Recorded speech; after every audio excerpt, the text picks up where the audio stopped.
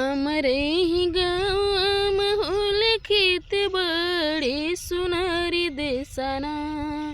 हमारा ही देसवा माहौल खेत बड़ी सुनेर देसना।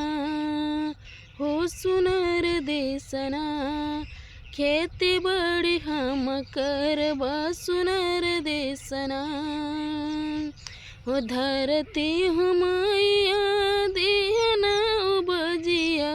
धरती हमैया देहना बजिया। देहना बजिया हमर खेतवा में। हमर खेतवा में देह भरी भरी दनवा हमरे खेतवा में।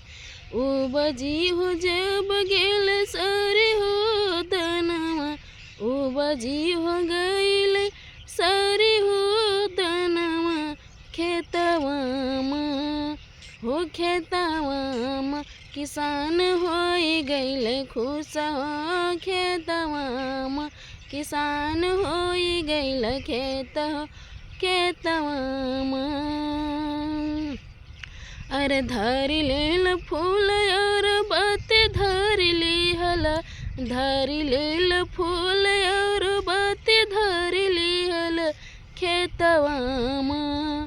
खेतवा में हो बजी जइया दानवा। हो खेतवा में हो बजी जइया दाना ए हो खेतवा में।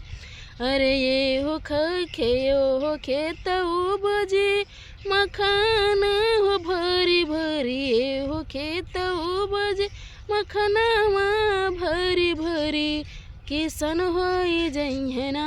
किसान होई जइहना बड़ी देखी के खुशवा होई जइहना।